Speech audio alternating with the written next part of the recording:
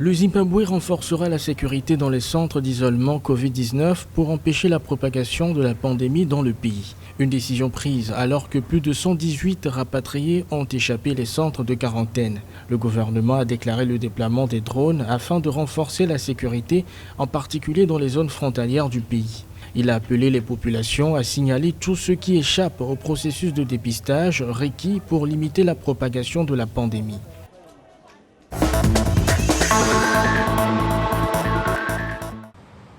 La réouverture des écoles en Afrique du Sud a été reportée au 8 juin 2020, une réouverture initialement prévue pour le 1er juin.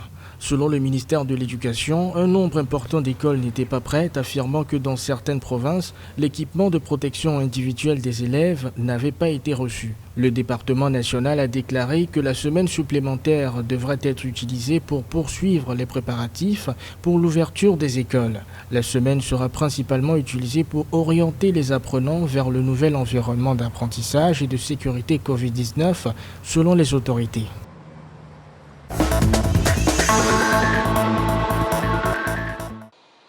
L'aéroport de la ville portuaire namibienne de Walvis Bay a fermé ses portes après que 2 résidents ont été testés positifs au coronavirus. Une fermeture qui durera 7 jours selon les autorités. D'autres aéroports du pays autoriseront toujours les vols intérieurs comme prévu pour les évacuations d'urgence. La compagnie aérienne namibienne Air Namibia a également suspendu tous les vols à destination et en provenance de Walvis Bay jusqu'au 8 juin 2020. Le pays enregistre désormais 25 cas confirmés pour 16 guérisons.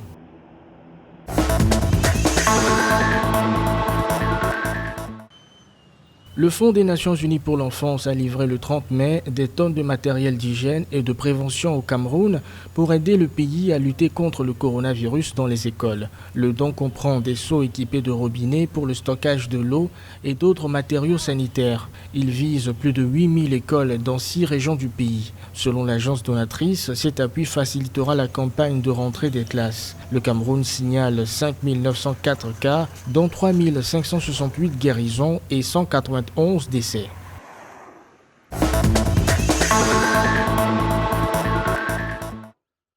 Le ministère rwandais de la Santé a signalé ce 31 mai le premier décès dans le pays suite au coronavirus. Selon le département ministériel, la victime était un conducteur de 65 ans qui rentrait chez lui d'un pays voisin où il résidait.